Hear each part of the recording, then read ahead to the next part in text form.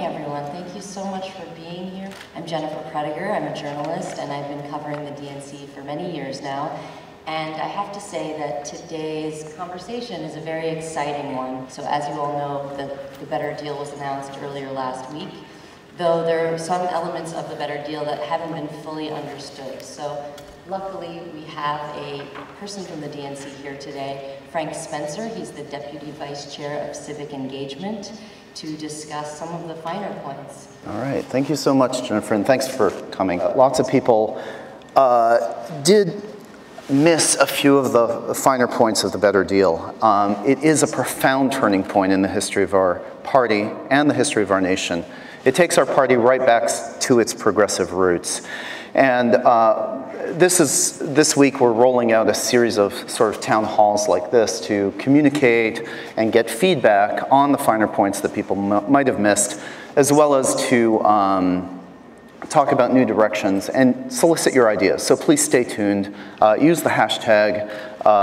This conversation is global. And I wanted to begin by talking a little bit about how we got there. This didn't come out of nothing.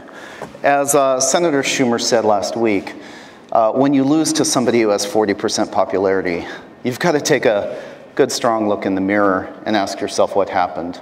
And I want to add that even more importantly than that, you want to ask what you can do differently next time so as to win. And so that is what we've done. Back in December, we started a series of town halls and focus groups to determine what voters across the political spectrum needed and wanted, and what we had failed to provide. And we did that in order to understand how we could address those concerns in the future and win elections as we once did. What we found in our research mirrored the national polls, poll after poll after poll. It also mirrored what was happening in state and local elections across the country again and again. We found that a solid majority of Americans wanted universal government-sponsored health care, and even almost half of all Republicans did. A majority wanted stronger unions, again, across the political spectrum, especially workers, but everyone. 2/3 of Americans wanted tuition-free college. Non-interventionism was very popular.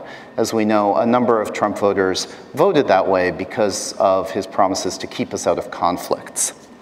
Almost everyone in our survey and in the polls thinks that Wall Street has way too much influence, and many people said they would get rid of corporate lobbying altogether.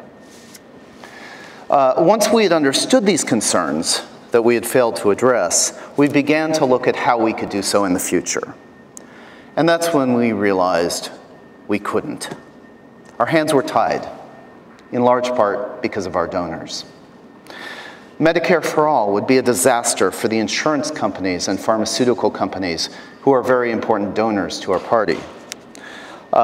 They loved Obamacare, which, however, did not lower costs. And Medicare for All, which would, these companies did not like quite as much. Strong unions would be horrible for many of our friends in the management community. The schools that almost all of us hail from might not take so well to the idea of tuition-free colleges, which would bite into some of their profits. It would be pretty hard for military contractors to give up the $400 billion that flows their way, in part stimulated by foreign interventions. And as for preventing corporations from lobbying in government or providing public financing of elections, it's hard to imagine that any of our donors would like that very much. If we were going to have a better deal, if we were going to adopt the positions that could win future elections for our party, we had to begin by severing our donor relationships, which would also pave the way for a more collective kind of support, which was proven to be entirely possible in this last election on both sides of the fight. So after passing a resolution, first proposed by Christine Pelosi in February to prevent corporate donations to the DNC from happening, we adopted a series of similar measures that freed us to champion the most people-friendly, the most vote-getting policies: Medicare for All, strong unions, tuition-free college, non-interventionism, the reduction of corporate influence, the abolition of private prisons, that one was also quite popular across the aisle, and also getting even more firmly behind renewable energy. It turns out that 3/4 of Trump supporters are in favor of renewable energy, in part perhaps because of the large number of jobs it creates. But let me talk about jobs for a minute.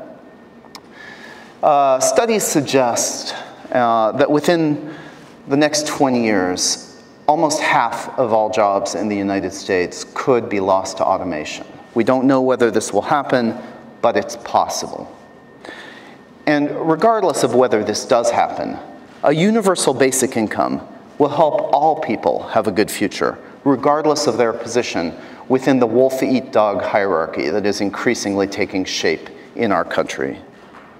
We cannot let corporations or corporate politicians decide how all of this works out.